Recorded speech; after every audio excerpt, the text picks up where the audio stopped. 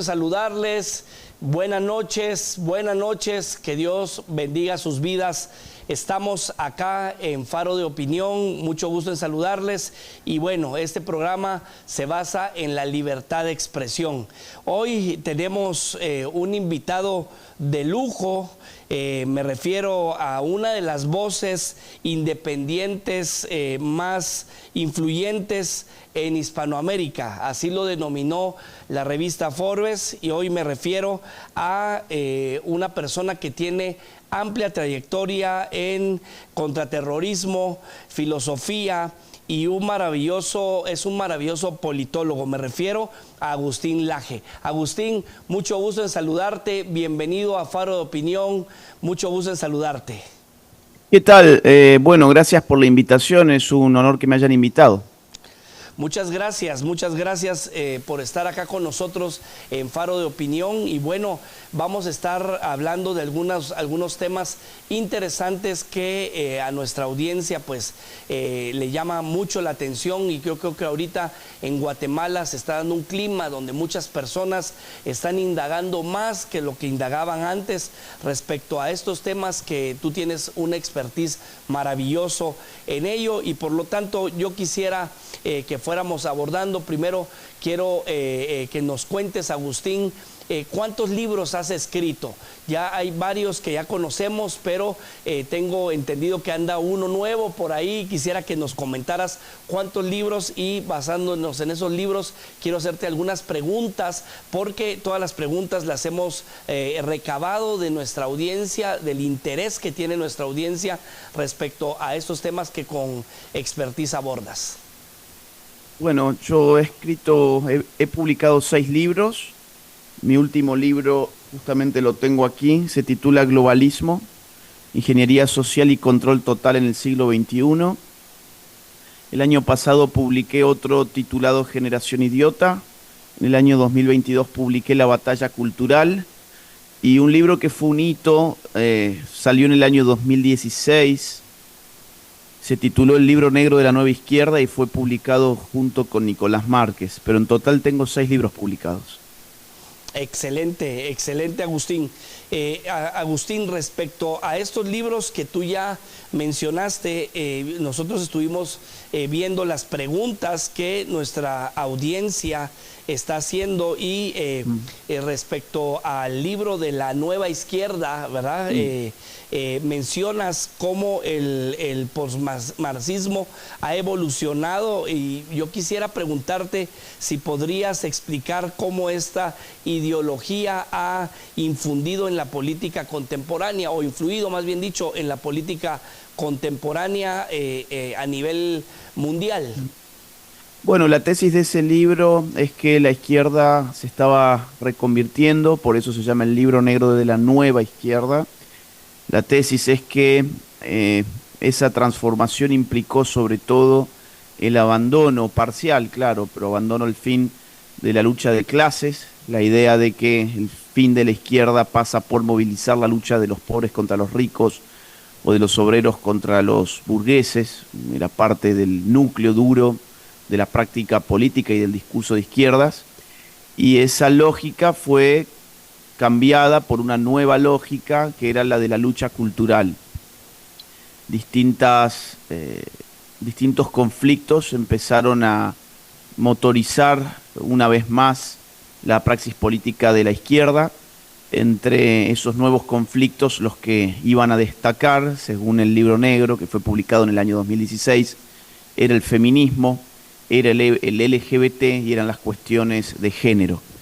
Ese libro mostró finalmente, con el paso del tiempo, de que su tesis era correcta, de que no nos habíamos equivocado. En el momento en que fue publicado, mucha gente decía que la tesis era incorrecta, que la izquierda no tenía interés en las cuestiones ni de género, ni del feminismo, ni LGBT, ni aborto, ni ese tipo de, digamos así, ámbito sexual de lo político.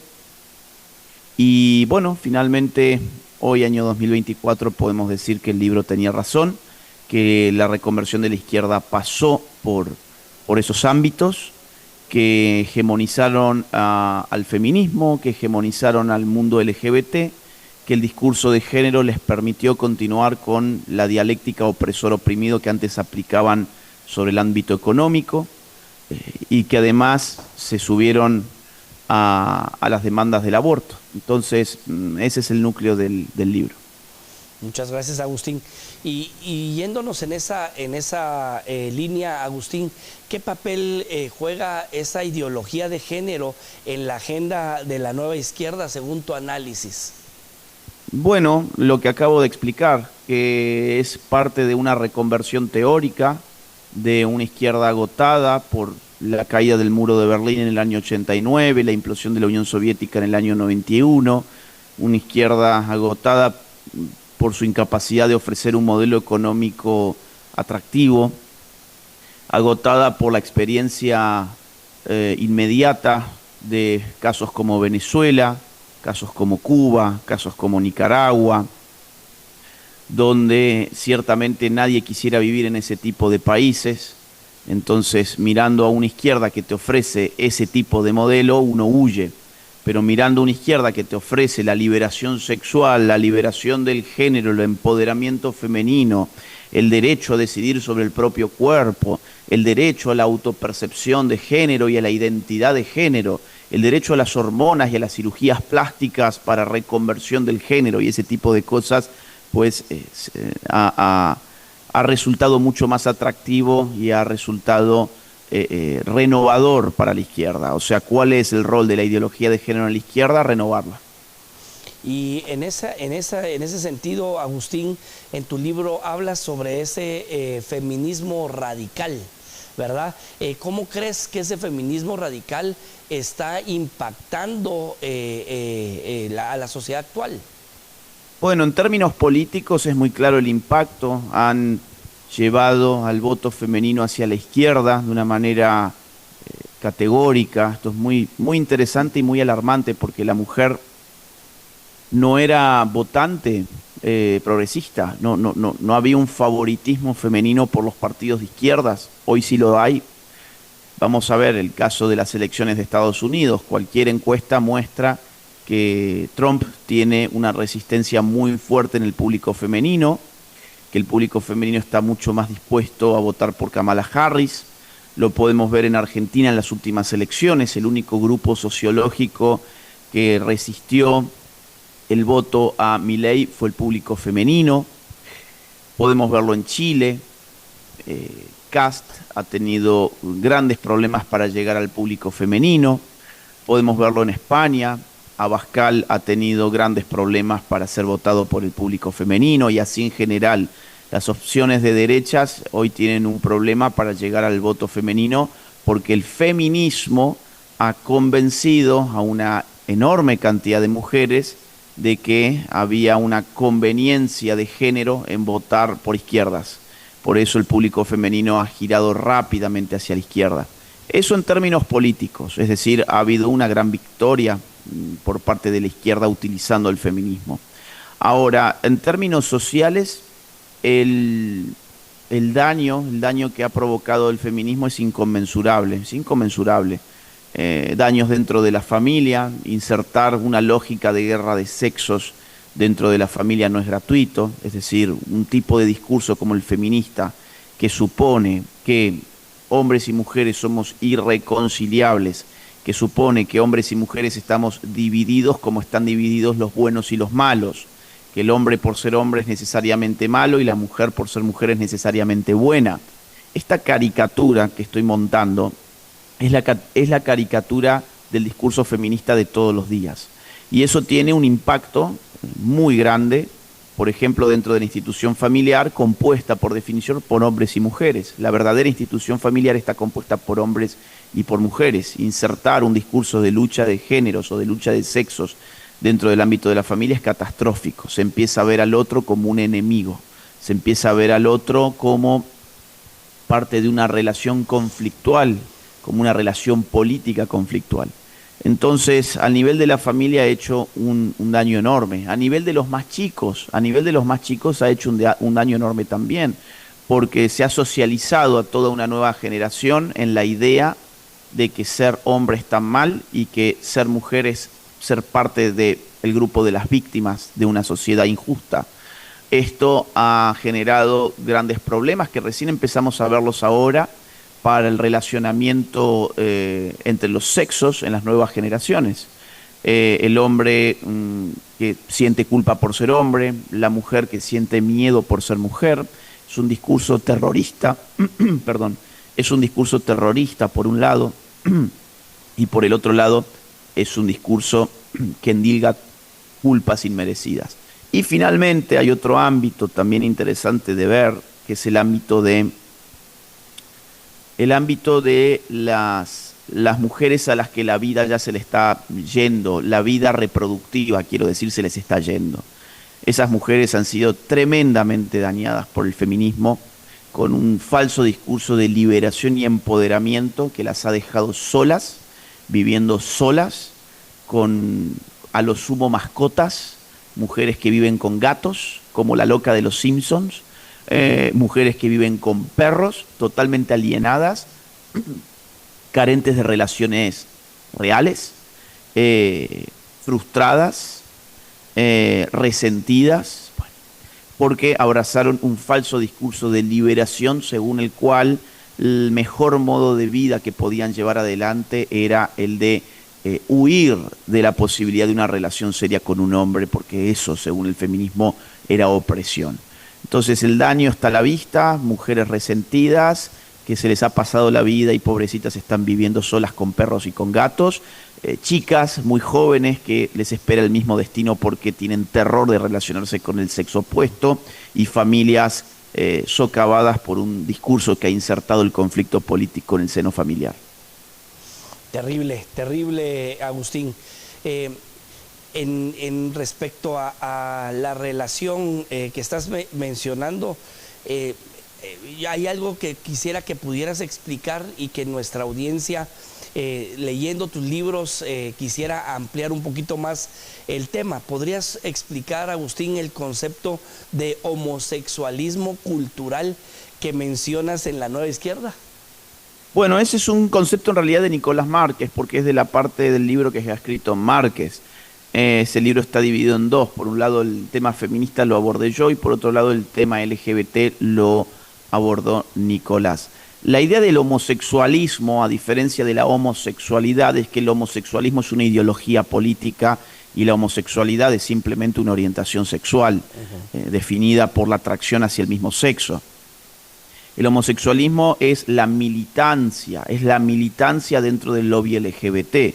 Para militar en el lobby LGBT uno no necesariamente tiene que ser homosexual. De hecho, vemos lamentablemente familias heterosexuales que van a marchar al lobby LGBT, a las marchas del orgullo LGBT, y llevan a sus niños, por ejemplo. Niños que de repente se ven rodeados por hombres semidesnudos que bueno, elaboran un festival sexual que ya conocemos todos, que no tiene nada de novedoso. Además, por ejemplo, los principales financistas del lobby LGBT suelen ser heterosexuales. Por ejemplo, George Soros es uno de los principales financistas y él no es homosexual, es heterosexual. O por ejemplo, la gente de la Fundación Rockefeller, la familia Rockefeller, que yo sepa, eran todos heterosexuales. O la gente de la Fundación Ford, o la gente, Bill Gates, por ejemplo. Bill Gates tiene una fundación llamada Bill y Melinda Gates, justamente lleva el nombre de este matrimonio heterosexual, y sin embargo han estado financiando al lobby LGBT por doquier. Entonces, ¿qué es el homosexualismo? Es una militancia política. Para promover el homosexualismo o el lobby LGBT o la ideología de género, no hace falta ser homosexual, de la misma forma que para promover el feminismo no hace falta ser mujer. Los principales financistas del feminismo no son mujeres, son hombres. Y los que han usado sobre todo el discurso feminista para obtener poder han sido sobre todo hombres y no mujeres. Entonces eso es el homosexualismo cultural, es una militancia política cultural que va más allá de la orientación sexual de cada quien. Muchísimas gracias, Agustín. Agustín, en La generación idiota, tu libro que lleva ese título que ha causado mucho interés, no porque ridiculices a los jóvenes, sino porque de una u otra forma en ese concepto está también una forma de salvarlos de caer en lo que los quisieran convertir de una u otra manera. En La Generación Idiota mencionas la influencia de la farándula y la digitalización. Entonces, ¿cómo crees que estos factores afectan la formación de la identidad de los jóvenes, Agustín? Habías mencionado la farándula y ¿cuál más, perdón? La digitalización. Ok, ok. Mira, sí, efectivamente el título es fuerte, Generación Idiota es fuerte, la gente cuando no lee el libro va a pensar que estoy insultando a los jóvenes o algo por el estilo. Y en realidad el libro es un poco más profundo que estar insultando a alguien. Yo tomo la palabra idiota por su etimología, es decir, por lo que significaba originalmente, por sus raíces. Y la palabra idiota originalmente proviene del griego antiguo, y el idiota era aquel que estaba aislado de su entorno social, era aquel que no tenía ningún grado de influencia sobre el espacio público, aquel que estaba ensimismado, aquel que solo tenía ojos para mirar su propio ombligo. Eso era el idiota en la antigua Grecia. Yo recupero ese significado de idiota para tratar de preguntarme quién es el idiota en el siglo XXI. Esa es la pregunta, ¿quién es el idiota en el siglo XXI? Y no es un libro sobre jóvenes tampoco, es un libro sobre una sociedad que quiere rejuvenecer constantemente. O sea, eso también es importante, digamos. Hay gente que hay gente que cree que ha leído un libro porque ha leído el título de un libro. No, eso no es así. Generación Idiota es un libro que se pregunta, por un lado, quién es el idiota en el siglo XXI, pensándolo, insisto, en el significado de la antigua Grecia, y por otro lado, en qué consisten las pulsiones por rejuvenecer, ¿no? La idea de que uno tiene que mantener su estado de adolescencia perpetua, ¿no? Vivir siendo un adolescente. Tanto si se es niño, uno tiene que vivir como si fuera adolescente y no como un niño. Tiene que vivir, por ejemplo, hipersexualizado a los 5 años. Tiene que vivir como adolescente si es adulto, y en lugar de ser padre de sus hijos, tiene que ser amigo de sus hijos. Y si ya estás en la ancianidad y ya no podés fingir que vivís en un contexto adolescéntrico, pues te tendremos que encerrar en un geriátrico para no verte más, porque no queremos ver tu decrepitud, ¿no? Bueno, ese tipo de cultura, que es la que yo llamo cultura adolescéntrica, es la que está estudiada en el libro Generación Idiota. Y dentro de esa cultura adolescéntrica aparecen dispositivos de idiotización. 2 de ellos los has mencionado. Uno es la farandulización y la otra es la digitalización. ¿Qué significa esto? Bueno, la farandulización tiene que ver con el enorme influjo cultural y político que está teniendo la farándula sobre nuestras vidas en el siglo XXI. La farándula ya no es simplemente el mundo de los famosos, sino que es el mundo de los puntos de referencia para la construcción de nuestras identidades. Hoy vemos que determinado famoso usó determinado tipo de prenda y todos tenemos que salir a correr a comprarnos ese tipo de prenda. Hoy vemos que determinado famoso nos dijo que el aborto era algo excepcional, era algo maravilloso, y todos tenemos que volvernos militantes del aborto. Por ejemplo, la International Planned Parenthood Federation, que es la industria abortista más grande del mundo, contrató hace algunos años a Miley Cyrus para hacer la promoción de la causa del aborto en los Estados Unidos y, por supuesto, de las clínicas de Planned Parenthood. O, sin ir más lejos, mira ahora la elección en los Estados Unidos. Estamos viendo a qué famoso va a endorsar, a qué político va a endorsar cada famoso, y estamos discutiendo durante días cuál fue el impacto electoral o político en las encuestas que ha tenido el apoyo de Taylor Swift a Kamala Harris, por ejemplo. O estamos discutiendo de por qué, no sé, Bad Bunny está apoyando a tal o cual en Puerto Rico. Y estamos discutiendo a ver por qué Cardi B le retiró su apoyo a Donald Trump y ese tipo de...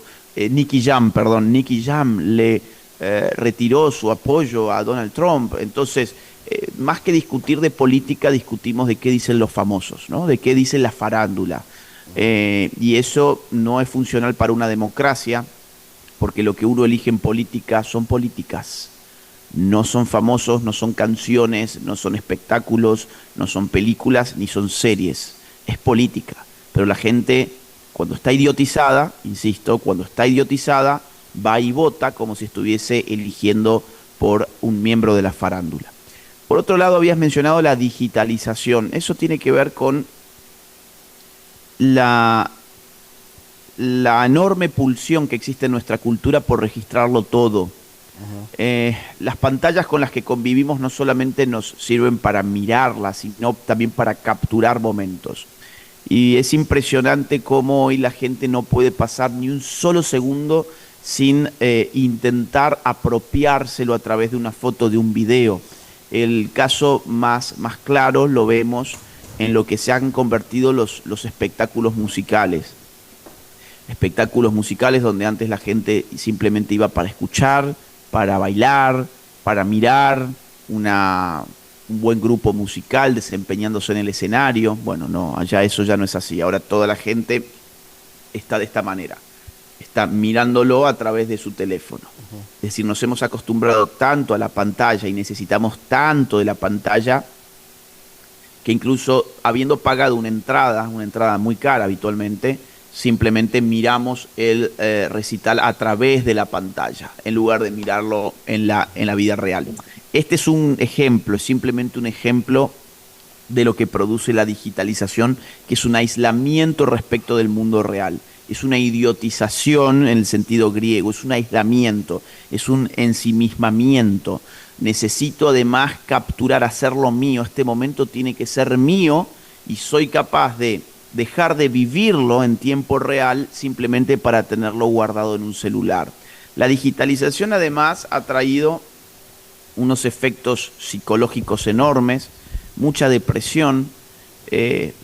Estamos viendo en los últimos años que la depresión ha llegado a normalizarse en el mundo de los niños, de los púberes y de los adolescentes, porque evidentemente cuando uno cree que la realidad está acá, cree que la realidad está en su teléfono móvil y ingresa en las redes sociales, va a haber vidas que él no puede tener. Va a haber gente con autos de lujo, va a haber gente con mujeres excepcionales, va a haber personas con rostros perfectos, va a haber vidas que parecen no de esta tierra, sino del cielo, del paraíso.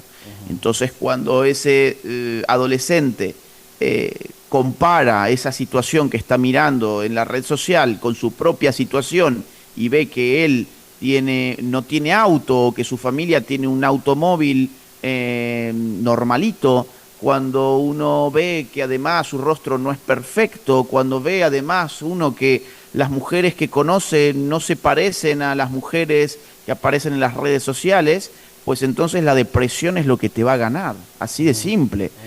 Cuando además en las redes sociales te están diciendo de que si no sos millonario sos un pobre diablo, pues la depresión es lo que te va a ganar. Entonces la digitalización lo que crea es un mundo de fantasía con el cual las personas reales terminan comparándose y advirtiendo que sus vidas serían en principio extremadamente miserables. Y ahí aparece entonces todo el tipo de retoque que uno puede hacer. ¿Qué puede hacer uno? Empezar a crear vidas de ficción. Uno no tiene un determinado auto, pero lo ve por la calle y se saca la foto con ese auto y miente en las redes que es suyo. O peor, hay gente que alquila autos de lujo para decir en las redes sociales que es suyo. Los filtros, el mundo de los filtros es impresionante. Hay algo hoy llamado dismorfia Snapchat en el mundo de la psicología, que tiene que ver con la necesidad que tienen muchas personas de ir al quirófano, acomodarse el rostro de acuerdo al filtro que le pone su celular. Quieren trasladar el filtro del celular a la vida real de su rostro. Entonces están tan acostumbrados a mirarse en el celular tras haber aplicado filtros embellecedores que cuando se ven en el espejo del baño se asustan, dicen, pero yo no quiero ser esta persona. Bien, la digitalización está teniendo impactos psicológicos enormes en un mundo que recién empieza a advertir las consecuencias de este tipo de tecnologías. Recién estamos empezando a mirar qué tipo de consecuencias estas tecnologías traen consigo. Interesante, interesante. Amigos, estamos en su programa Faro de Opinión, aquí a través de TVGT Noticias. Estamos, Agustín, llegando más o menos en audiencia a 7.8 millones mensualmente de personas. Así que toda esta audiencia está llegando este mensaje, Agustín, que estás trasladando, y estamos analizando algunos aspectos que Agustín Laje, un gran referente para las personas pro vida, pro libertad, a nivel mundial, nos está compartiendo acá. Y hoy estamos en este programa pues abriendo con una llave de oro con la presencia de Agustín Laje. Vamos a ir a un corte comercial, mis queridos amigos, y ya volvemos. Por favor, no cambie y comparta este enlace para que puedan otras personas conocer un poquito más acerca de estos temas de interés.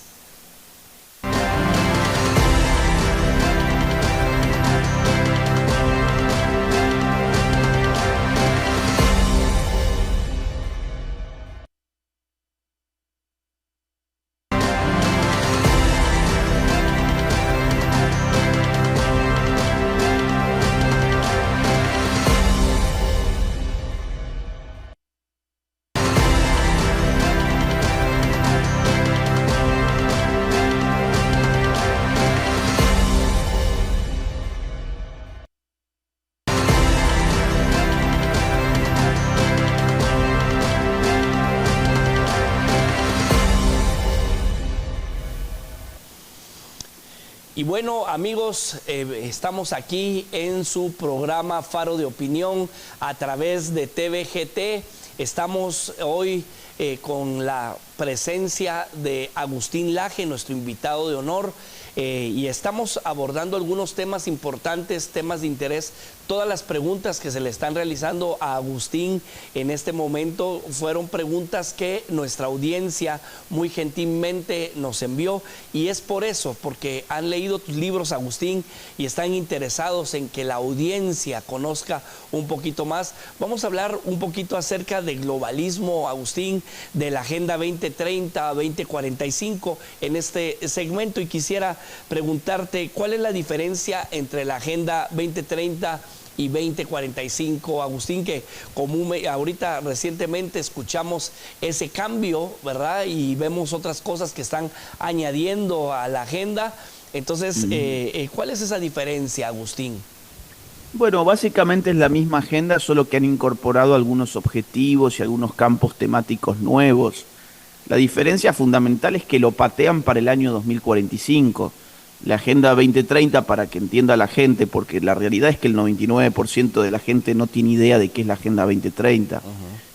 Para que entienda la gente qué es la Agenda 2030, es una agenda de Naciones Unidas que nace en el año 2015 y que está constituida por 17 objetivos, 169 metas, que deben ser cumplimentadas a más tardar para el año 2030.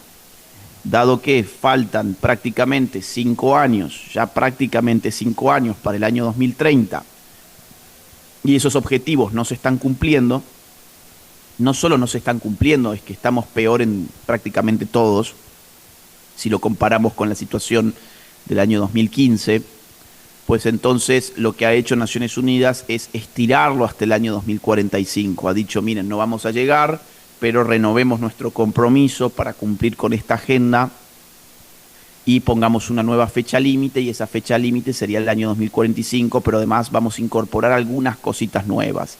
Han incorporado, por ejemplo, temas indigenistas, han incorporado, por ejemplo, temas de control político en redes sociales, han insistido con más cuestiones de género y ese tipo de cosas. Entonces, básicamente es la misma agenda recargada, pero que se estira hasta el año 2045. Y en el libro El Globalismo, porque aquí ya entramos a esto, es tu último libro, ¿verdad, Agustín? Hablas sobre la ingeniería social y el control total. ¿Podrías explicarnos cómo estas prácticas se manifiestan en la actualidad, Agustín? Sí, efectivamente, el libro acaba de salir hace solo 15 días. Entiendo que ya está en Guatemala, en las librerías de Guatemala. Aquí lo tengo, Globalismo es el título. También se consigue por Amazon y se consigue por las plataformas en general como Busca Libre y ese estilo. Mira, la ingeniería social es el arte de crear sociedades. Es un paradigma político en el que el rol del político consiste en crear a la sociedad, no en gestionarla, no en supervisarla, no en simplemente establecer determinadas normas para que la sociedad espontáneamente se desenvuelva, no. Para el ingeniero social lo que hay que hacer es crear una nueva sociedad y crear un nuevo tipo de hombre. Vos me pedías un ejemplo, bueno, es que el ejemplo lo has dado vos cuando has mencionado el caso Agenda 2030. El caso Agenda 2030 es el ejemplo más claro de la ingeniería social. Solamente 87 personas en Naciones Unidas crearon la Agenda 2030 a partir del año 2012. Solo 87 personas, ¿bien? ¿Sobre cuántas personas se aplica la Agenda 2030? Sobre todo el planeta. Sobre más de 8.000 millones de seres humanos. Y esa agenda abarca un sinfín de campos temáticos de lo más variados. Por ejemplo, temas de economía, temas de cultura, temas de industria, temas de agricultura, temas de sexualidad, temas de salud, temas de educación, temas de seguridad. Es decir, es una agenda amplísima. ¿Y cómo se puede permitir que solo 87 personas definan qué es lo que tienen que hacer 8.000 millones de seres humanos? El gran problema es que nos han hecho creer y nos han educado para que creamos que la ONU es una institución maravillosa, es una institución de filántropos, es una institución de técnicos y de expertos que son los que nos van a salvar de los apocalipsis venideros. Nos van a salvar de las pandemias, por ejemplo, y ahí nos pusieron a la OMS, que es un órgano especializado de Naciones Unidas, la Organización Mundial de la Salud, para digitar las directrices de la pandemia de hace apenas 3 años.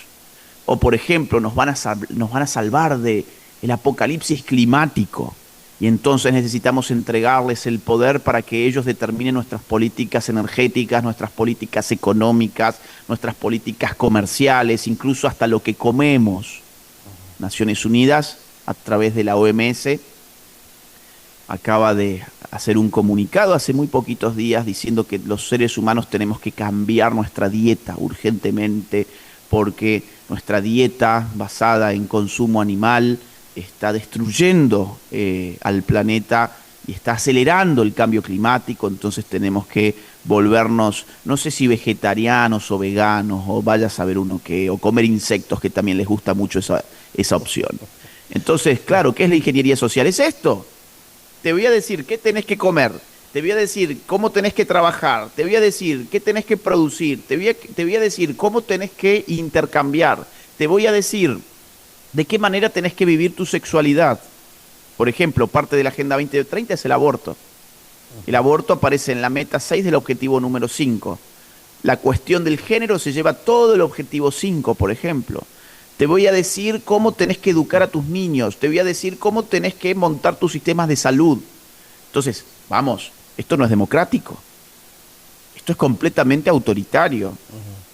No tiene nada de democrático que 87 personas hayan determinado una agenda para 8.000 millones de seres humanos que no fuimos consultados, que no nos llamaron a votar, que no tuvimos ni siquiera la oportunidad de protestar porque la prensa de nuestros países jamás puso sobre el debate público estos temas, jamás, simplemente pasó. Pero hoy el 99% de la gente en Argentina, en Guatemala, en Perú, en Colombia, en Ecuador, en cualquier país, no tiene idea de qué es la Agenda 2030, simplemente no lo sabe porque la prensa no se lo ha informado jamás.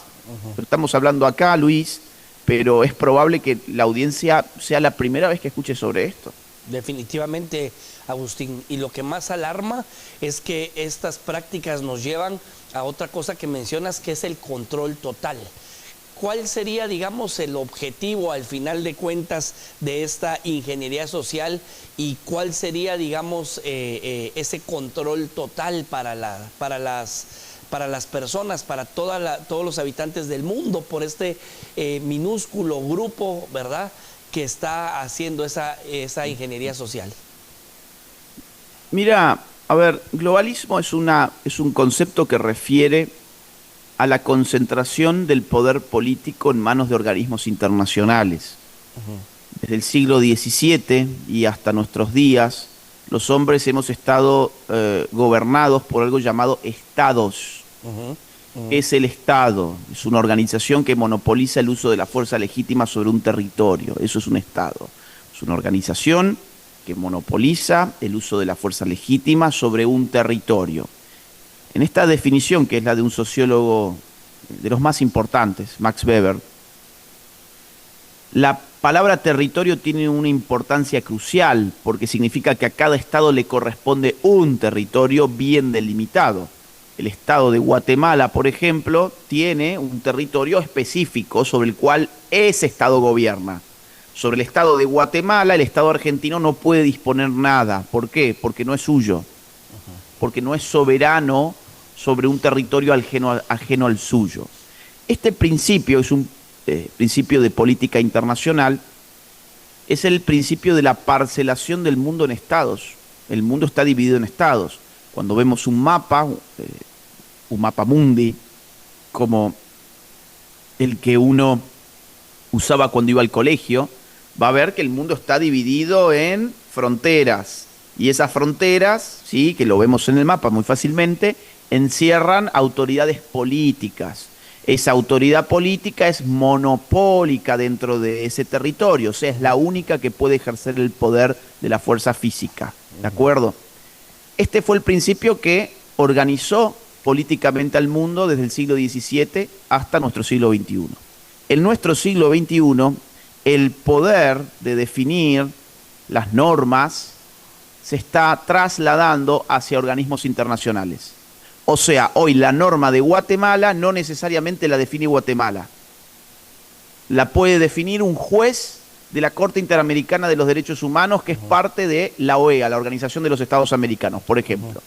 Hoy la política de Guatemala no necesariamente la define el presidente de Guatemala, sino que el presidente de Guatemala se debe subordinar a los objetivos de la Agenda 2030 que fueron definidos en el marco de las Naciones Unidas.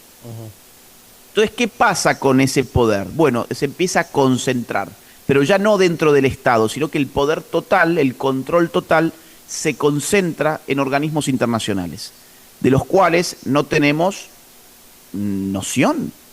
A ver, no sabemos qué es lo que pasa allí, no elegimos a las personas que allí actúan, no hay mecanismos democráticos, todo allí es opaco, es decir, las principales decisiones se toman a puertas cerradas dentro de salas de negociación en las cuales no entra cualquier persona.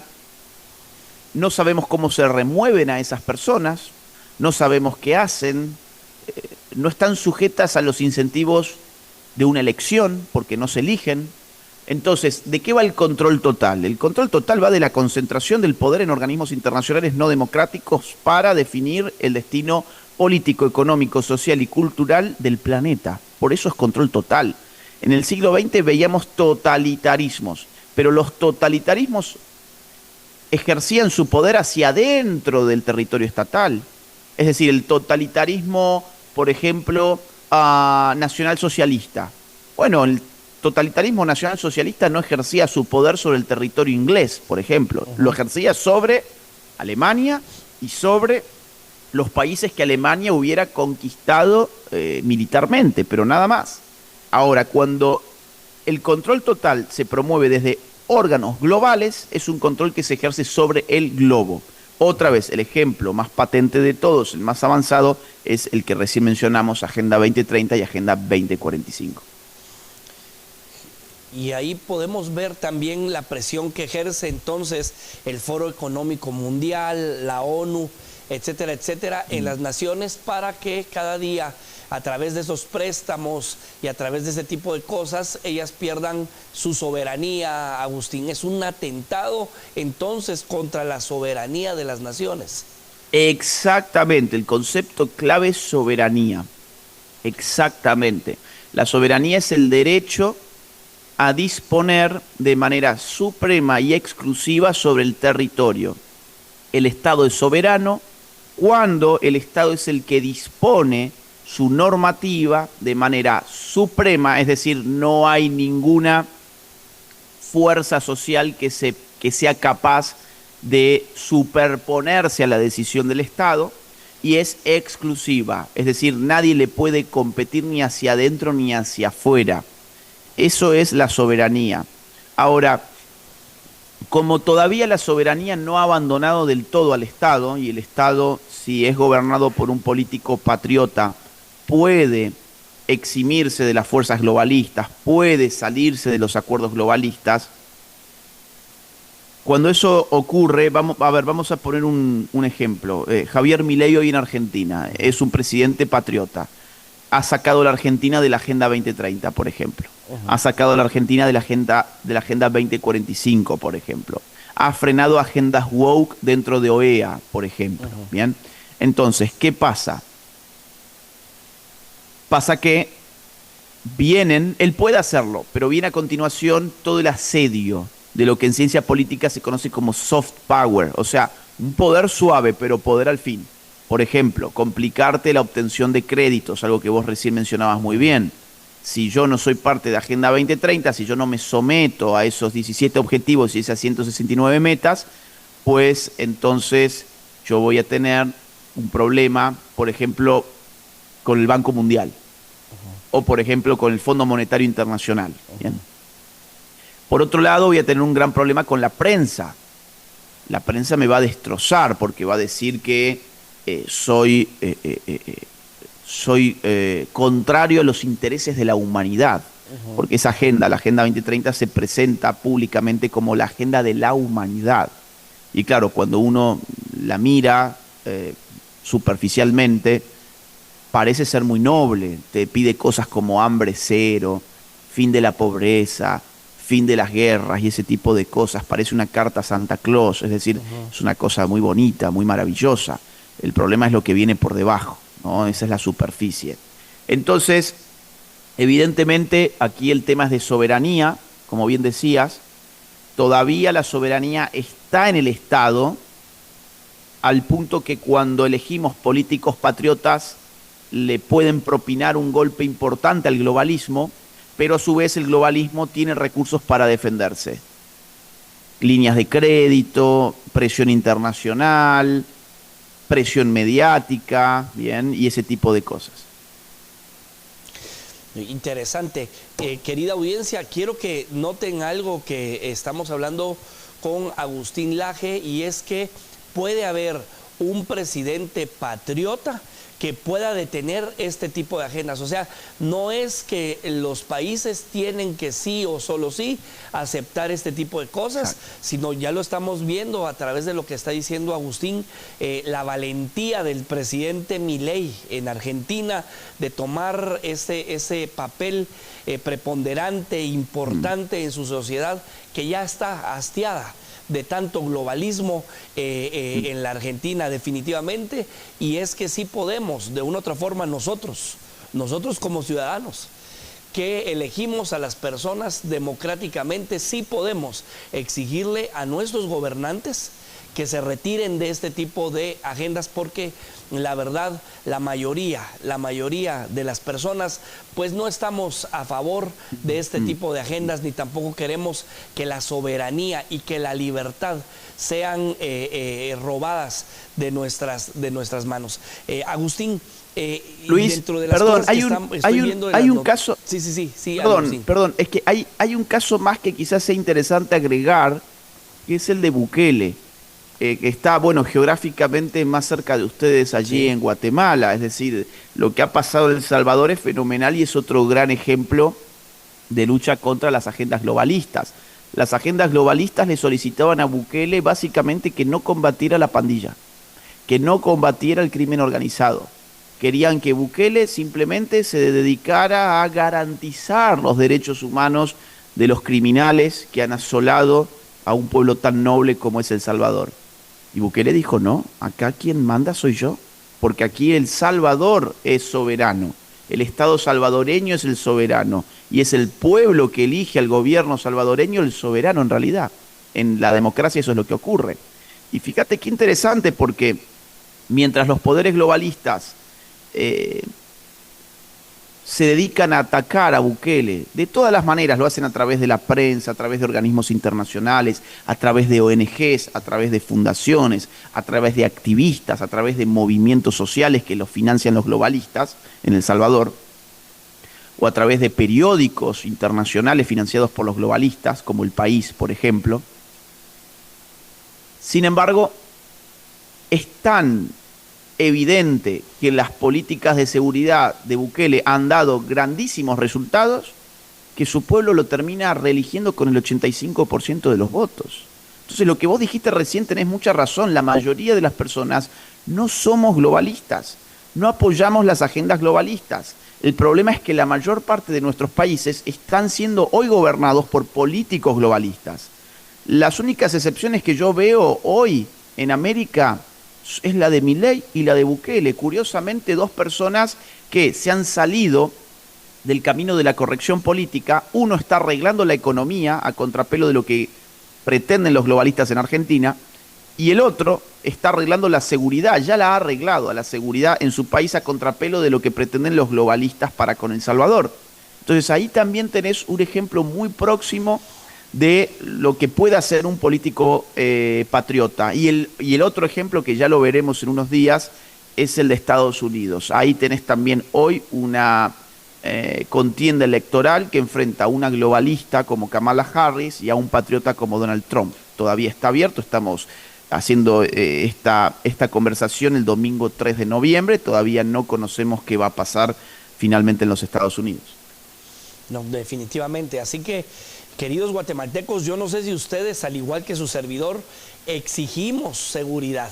Y ustedes ya se están dando cuenta que no es nada más algo interno, sino que aún la falta de seguridad atiende a las peticiones y los caprichos de las agendas globalistas internacionales. Miren qué interesante. Gracias, Agustín, por abrirnos este panorama y para que la audiencia sepa que no solamente depende de las personas que están a cargo, digamos, de esto, sino que reciben presión de este tipo de agendas que son muy bien financiadas, como bien lo mencionabas, a través de organizaciones y de fundaciones internacionales. ¿Como cuáles fundaciones, Agustín, para que las personas sepan? Ya estamos casi que a terminar la entrevista, y tengo un par de preguntas más importantes que nuestra audiencia insistió, pero más o menos menciónanos algunas fundaciones que podamos conocer y que la audiencia sepa. Por ejemplo, la Fundación Open Society de George Soros. George Soros es un magnate multimillonario, de los más poderosos del mundo, que ha venido poniendo arriba de 32.000 millones de dólares en este tipo de agendas. 32.000 millones de dólares en estas agendas. Es decir, estamos hablando del PBI de países de Centroamérica, directamente. Estamos hablando de el PBI de países de Centroamérica. O por ejemplo, el señor Bill Gates. Señor Bill Gates ha puesto cerca de 100.000 millones de dólares en este tipo de causas también. Wow. O por ejemplo, la fundación Rockefeller, de la familia Rockefeller. Bien, mira, estaba justamente buscando cuál es el PBI de Guatemala, y el PBI de Guatemala es 104 millones. 104.000 millones, perdón, 104.000 millones. O por ejemplo, del Salvador, el del Salvador es 31.000 millones. Estamos hablando, insisto, de un PBI de todo un país, puesto en este caso para Soros. ¿Cuánto salió la campaña de Kamala Harris? $1 billón, o sea, 1.000 millones de dólares. Bueno, solamente Soros ha venido poniendo en estas agendas 32.000 millones de dólares. Gates, cerca de 100.000 millones de dólares. O, por ejemplo, la Fundación Rockefeller, que recién yo mencionaba, de una de las familias más poderosas del mundo, también vienen financiando estas agendas desde hace décadas. O, por ejemplo, la Fundación Ford. O, por ejemplo, el señor Bloomberg. Es decir, o, por ejemplo, la gente de BlackRock, la gente de Vanguard, la gente que hoy está en el Foro Económico Mundial, por ejemplo. Entonces, sí, hay mucho capital atrás de esto, hay mucho dinero, hay mucho financiamiento. Por poner un ejemplo, a ver, ustedes en Guatemala han tenido medios de comunicación financiados por Soros. Definitivamente. Ustedes han tenido, a ver, en Colombia, voy a poner varios ejemplos, en Colombia se le ha pagado y se le paga habitualmente a feministas $40.000 por año, a activistas feministas simplemente por hacer un podcast. Por ejemplo, si yo fuese una activista feminista, yo podría pedir $40.000 de renta anual a la Fundación de Soros simplemente por encender este micrófono y hablar frente a una cámara. O por organizar un taller feminista podría también recibir $40.000 por año. Además, luego hay, digamos así, corporaciones abortistas como Planned Parenthood que han venido financiando la militancia pro aborto en todas partes. Allí en Guatemala han puesto una fortuna, por ejemplo. ¿Para qué? Para tratar de promover el aborto, para que se les legalice el aborto y poder entrar con su industria abortista. Entonces sí, el dinero, a ver, sobran los ejemplos, pero ahí tenés algunos. Interesante porque, amigos, ustedes pueden ver después de las organizaciones que Agustín Laje nos está diciendo ahorita, ustedes pueden ver quiénes son los que reciben en Guatemala dinero de esas fundaciones para poder promover todo este tipo de andamiaje que va en contra de nuestra soberanía, en contra de nuestra libertad. Quiero, Agustín, avanzar con algo antes de que vayamos terminando ya, porque esa es una insistencia que ha habido en los padres de familia y aún en los maestros, Agustín, aquí en Guatemala. Ha estado circulando el sentir de que se quiere incluir el tema de la ideología de género ya en el currículum nacional base y que ya lo quieren impulsar.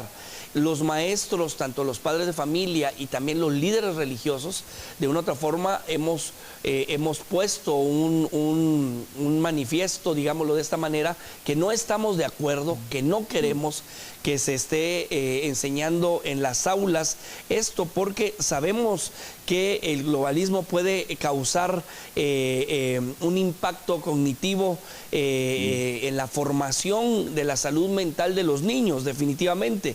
Ahora, yo quisiera preguntarte, Agustín, ¿cómo pueden los padres y tutores contrarrestar los efectos negativos del adoctrinamiento globalista en la educación de sus hijos y a la vez impedirlo en las aulas? Incluyendo a los maestros, que aquí en Guatemala este es un caso que se está dando como coyuntura, Agustín. Mira, lo que te diría en primer lugar es que hay toda la diferencia del mundo entre educación sexual y adoctrinamiento en ideología de género. Lo que van a intentar hacer nuestros enemigos es decir de que nosotros estamos en contra de la educación sexual. No, eso no es cierto.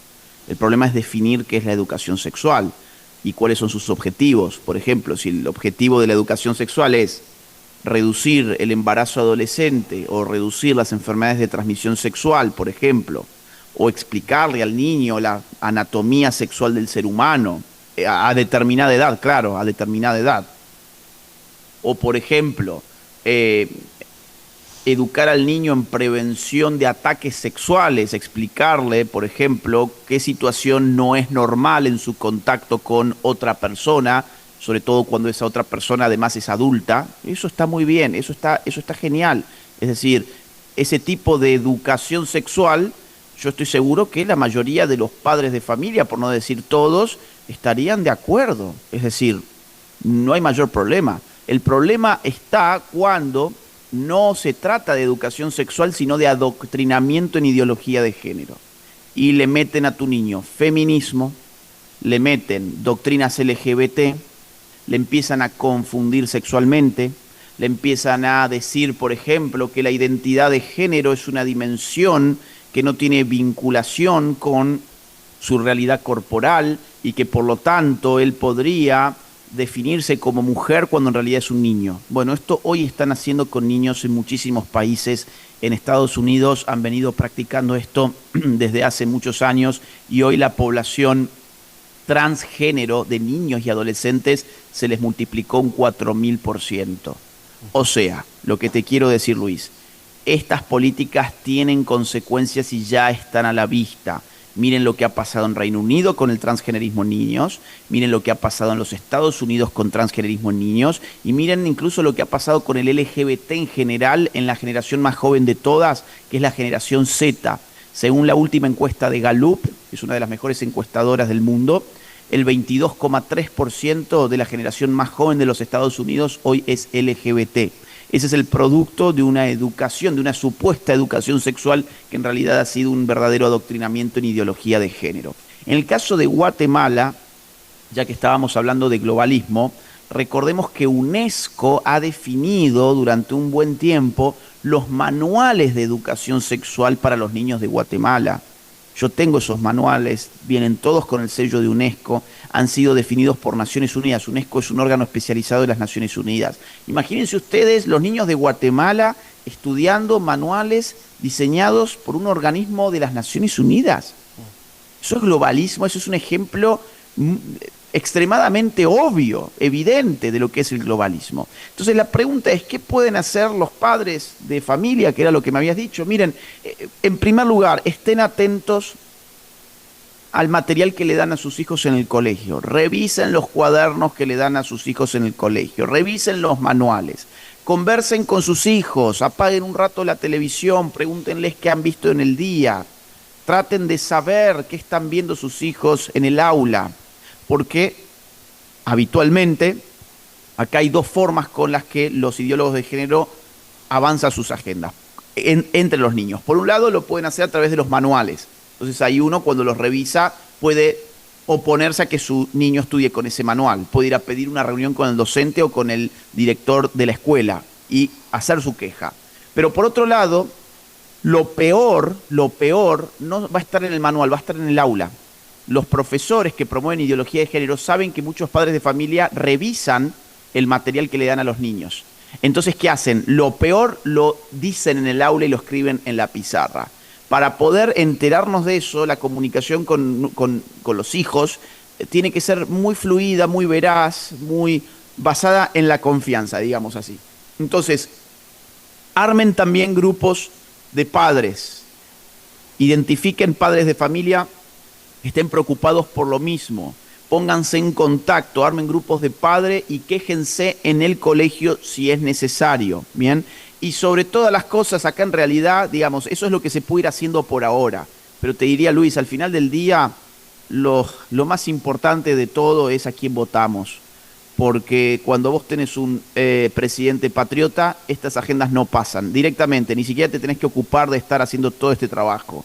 Ahora, en el caso de Guatemala, que la Embajada de Estados Unidos le ha impuesto a ustedes a un señor de un partido político nuevo llamado Semilla, que fue impuesto por los Estados Unidos en Guatemala, vamos a hablar sin pelos en la lengua acá, pues ese señor muy probablemente va a estar metiendo durante estos años ideología de género en la niñez. Así que en estos años tienen que estar más atentos que nunca y de aquí a 3 años, para las próximas elecciones, montar un buen candidato, un candidato patriota para poder contrarrestar estas agendas. Así que, señores padres de familia, tomen en cuenta esta referencia que nos está haciendo Agustín Laje, tomen en cuenta que nuestro voto cuenta respecto a lo que van a enseñarle en las aulas a nuestros hijos y cómo se va a manejar el tema de la agenda a nivel nacional. Por eso nosotros hoy definitivamente les decimos claramente a las personas que ustedes deciden qué es lo que van a enseñar en las aulas a sus hijos en el momento que vamos a las urnas a votar por algún candidato, y deberíamos de elegir un candidato patriota, como lo está mencionando Agustín Laje, que sea pro vida, pro libertad, pro valores, pro principios, pro religión, pro fe, que eso es algo muy importante también. Agustín, ya para terminar, agradezco mucho tu tiempo, agradezco mucho este espacio que nos has dado para el programa Foro de Opinión y especialmente para TVGT y para toda la audiencia de patriotas que nos están sintonizando en este momento. Y yo quisiera solicitarte qué consejo podrías darle a los políticos de Guatemala, que yo sé que este canal es un canal visto por muchos políticos. Yo quisiera preguntarte qué consejo les puedes dar a esos políticos de Guatemala, especialmente por ejemplo, a los legisladores, a los maestros que de una u otra forma también se han manifestado en contra de este adoctrinamiento y lo han hecho públicamente en diferentes foros. ¿Qué le puedes decir a los padres de familia, incluyendo también a los líderes religiosos, Agustín, y a los administradores de justicia? ¿Qué consejo les podrías dar a todo este conglomerado de personas que te estoy mencionando? Bueno, son muchos grupos distintos los que has mencionado. Voy a empezar por lo de los pastores y los líderes religiosos. Eduquen a su gente no solo para estar dentro del templo, sino también para vivir en el mundo. Bien, hasta donde yo entiendo hemos sido llamados a hacer luz en el mundo, ser sal en el mundo, no simplemente a cantar dentro de un templo. Entonces, eduquen a su gente, porque después es su gente la que termina votando por los verdugos de sus iglesias, ¿de acuerdo? Eduquen políticamente a su gente, eduquen para vivir en sociedad a su gente. Si ustedes no lo hacen, ¿quién va a educar políticamente a su gente? Pues los políticos. El otro grupo que mencionaste era el de los maestros. Que los maestros formen agrupaciones de maestros contra la ideología de género para poder hacer fuerza y oponerse a las currículas escolares que les obligan a ellos a pervertir sexualmente a los niños. Que no cedan, que no se sometan a esta planificación ingenieril de la sociedad, que se mete encima con los más chicos de todos y los usa a ellos como verdaderos verdugos sexuales de los niños. Únanse, armen asociaciones de maestros contra la ideología de género. Y a los políticos, por último, que identifiquen las necesidades reales de su pueblo, que tengan para las próximas elecciones una agenda atractiva en términos de, insisto, las necesidades reales del pueblo, pero que además abracen los valores y abracen las ideas. Un político que responde a las necesidades reales de su pueblo con valores y con buenas ideas es un político indestructible. Entonces, eso es lo que necesitamos: políticos con los pantalones bien puestos, con las ideas correctas, con los valores correctos y con una plataforma electoral que sea atractiva para la mayoría de las personas. Bueno, muchas gracias, Agustín. Agustín, hay una persona, por último, aquí en vivo nos están preguntando, ¿qué hizo el presidente Milei para unir a la derecha argentina? Es lo que pregunta alguien acá, bueno, de nuestra audiencia. Mira, a ver, pasó lo que dije recién. Él tiene una agenda muy atractiva para las necesidades inmediatas de la gente, una agenda que responde a problemáticas económicas de Argentina muy duras, como por ejemplo la inflación, por ejemplo el estancamiento económico, por ejemplo el desempleo, la cerrazón del comercio argentino hacia el mundo. Todos estos problemas que fueron gestados en la Argentina en las últimas 2 décadas, Javier Milei elaboró un programa que fue atractivo para la gente, basado en ideas correctas y en valores correctos. Por ejemplo, el problema de la inflación. La inflación es un gran daño a las necesidades habituales de los ciudadanos en Argentina, es un gran daño que se le provoca. Frente a eso, la idea correcta es la de advertir que lo que estaba provocando la inflación era el déficit fiscal, que obligaba a imprimir moneda, a imprimir dinero, y eso generaba inflación, porque la inflación es siempre y en todo lugar un fenómeno monetario que tiene que ver con el exceso de oferta de dinero frente a una producción que no crece. Y el valor que estaba atrás de esa idea también era el de la libertad, es decir, nos quitan libertad allí donde los políticos se ponen a imprimir dinero de manera descontrolada porque esto funciona como una suerte de impuesto oculto. Entonces ahí combinaste las tres cosas que te acabo de mencionar, el problema de la gente, la idea para solucionarlo y el valor que se defiende. ¿Cómo hizo Milei? Lo hizo de esa manera y después además abordó temas que no necesariamente son económicos, tema de seguridad, y advirtió que el modelo de Bukele era bueno y está replicándolo en Argentina hoy Patricia Bullrich, que es la ministra de Seguridad. O por ejemplo, vio que era muy mala la ideología de género, entonces dejó de promover eso en las escuelas, dejó de promover eso a través de los ministerios que habían sido configurados a esos efectos, dejó de financiar al lobby LGBT, nos sacó de las agendas globalistas como la 2030 y la 2045, etcétera. Entonces, lo que ha hecho ha sido muy completo y siempre basado en esos tres pilares que te acabo de mencionar: identificar los problemas, brindar ideas que puedan solucionar esos problemas y basarse en valores objetivamente buenos. Bueno, Agustín, muchísimas gracias por este tiempo que nos has dedicado a Faro de Opinión. Hoy eres la llave que abre este programa, por cierto, así que quiero agradecerte mucho el haber atendido a esta invitación, y gracias por cada una de los aportes que nos has dado, que nos hacen, amigos, no solo reflexionar, sino que nos hacen un llamado a actuar. Nos hacen un llamado a levantarnos como ciudadanos, a levantarnos como seres humanos, como individuos creados por Dios para tomar este valor de nuestra libertad. Nuestra libertad, amigos, está en juego y no podemos dejar que nuestra libertad se pierda.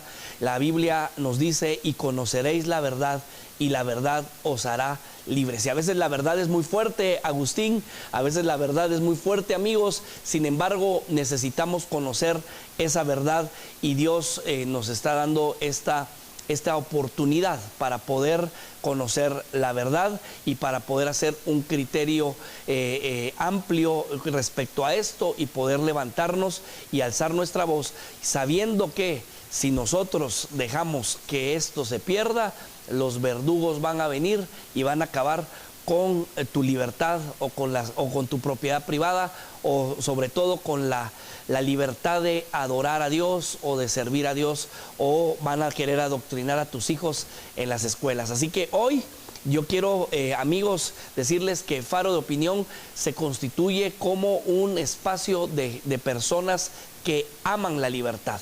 Así que en este espacio amamos la libertad. Agradecemos mucho la participación de Agustín Laje. Agustín, muchas gracias. Está del otro lado del globo terráqueo, pero aquí estamos en este momento. Agustín, muchas gracias. Muchas gracias a ustedes. Aprovecho para invitar a la audiencia a seguirme en redes sociales, a los que no me conocían. Ahí tienen abajo mi nombre para que puedan ver mis videos de YouTube. Hay muchísimo material, así que los invito a seguirme. Y además les invito a leer mi nuevo libro Globalismo, que ya se encuentra disponible en Guatemala y en todos los países de la región, en las principales librerías y también a través de Amazon. Es muy importante formarse. Recién hablábamos de educar a los propios hijos. Bueno, no se puede educar a los propios hijos si uno en primer lugar no está formado. Por eso me dedico a escribir libros, para que los padres de familia se animen a leerlos y le transmitan buenos conocimientos a sus hijos. Así que esa es la invitación. Síganme en redes sociales, les invito a leer mi nuevo libro. Y Luis, gracias por la invitación, te mando un gran abrazo. Muchas gracias por todo. Muchas gracias, Agustín, y espero verte pronto en Guatemala. Y quiero tener este otro libro, Globalismo, también firmado por ti, como todos los demás libros que tengo tuyos. Muchas gracias, Agustín. Que Dios te bendiga. Igualmente, gracias. Hasta la próxima. Amigos, hemos llegado ya al final de su programa Faro de Opinión. Esperamos que este programa sea un programa donde usted reflexione y usted se dé cuenta de lo que está pasando a nivel mundial. Está pasando en otras partes, en otras latitudes del mundo, pero que también está pasando aquí en Guatemala, y sabemos nosotros como guatemaltecos que hay una ley suprema en Guatemala, que es la Constitución Política de la República de Guatemala, que primero nos garantiza la libertad de expresión, que es por eso que en este espacio tenemos esta libertad de expresión, y también nos garantiza que la Constitución es la ley suprema de Guatemala. Por lo tanto, nosotros hoy promovemos también la lectura de la Constitución, lea la Constitución Política de la República de Guatemala y exija sus derechos constitucionales y sus derechos humanos. Que Dios les bendiga y les guarde. Los espero la próxima semana, miércoles, 8 de la noche, hora de Guatemala. Por favor, invite a otros amigos, comparta esta transmisión, comparta este programa si fue de interés y edificante para usted. Y recuerde, en este espacio amamos la libertad. Muchas bendiciones.